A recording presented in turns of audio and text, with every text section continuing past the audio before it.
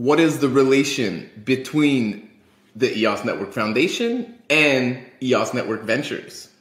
Both of them are going to be, I say both of them are, but realistically, the ENV doesn't exist yet. But once it exists, the idea is that both of them would be very complementary to one another. So albeit they're completely separate organizations, there's no legal link or financial link between the two. And I say this again, this ENV doesn't exist, but projected, the idea is that they both fulfill very complementary roles. So right now, the ENF as a non-for-profit has three, let's say, funding buckets that grow in size and they give an opportunity for community members and or developers, businesses to receive funding from the network. And those are Eden, Pomelo, and then the grant framework.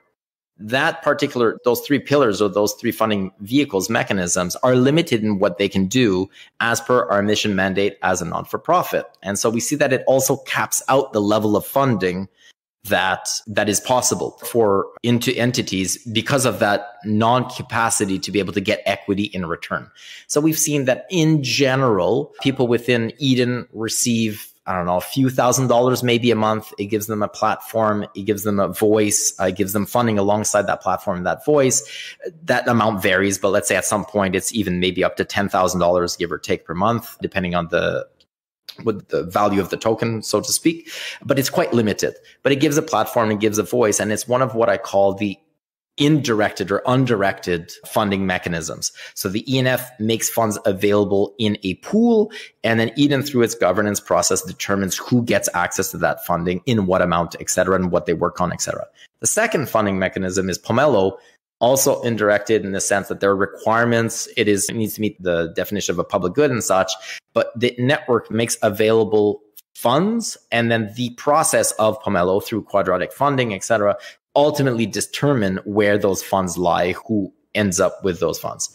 The third funding mechanism is that, and we see that those levels for Pomelo, again, depending on the matching, depending on how much is raised in contributions, varies between maybe $5,000, give or take, to $60,000, $70,000, give or take, every quarter. And so again, somewhat limited in funding, not necessarily guaranteed or certain, but it is another funding mechanism that is indirected. And so both of these relies on the wisdom of the crowds through their own governance mechanisms.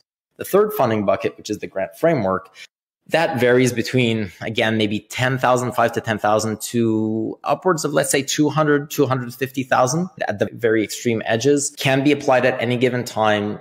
No equity in return, needs to be open source. And so still some parameters around that, but it's still limited in the amount of funding that it can provide to an entity or to a particular, let's say, application or a team or something like that. Now, the ENF has been doing direct grants now for quite some time because we didn't have a vehicle outside of this. So outside of the three that I just mentioned, ENF has done multiple direct investments, but again, for no equity in return. Those would be, for example, the blue papers. It would be the latest one would be Haifa DAO. And so all of those are elaborated in the reports, the quarterly reports that we publish. But these really fit outside of the norm. And realistically, a lot of those, maybe outside of the blue papers anyways, a lot of those investments should have been made for equity in return. Because for no equity in return, the network is giving out grants and essentially determining what constitutes value from a non-equity perspective. And so a lot of it is open source, a lot of it is tooling and or public good type of investments. But there was no vehicle outside of this to be able to inject capital into the ecosystem for equity in return, so that the purpose is actually to make a profit. So that was somewhat lacking.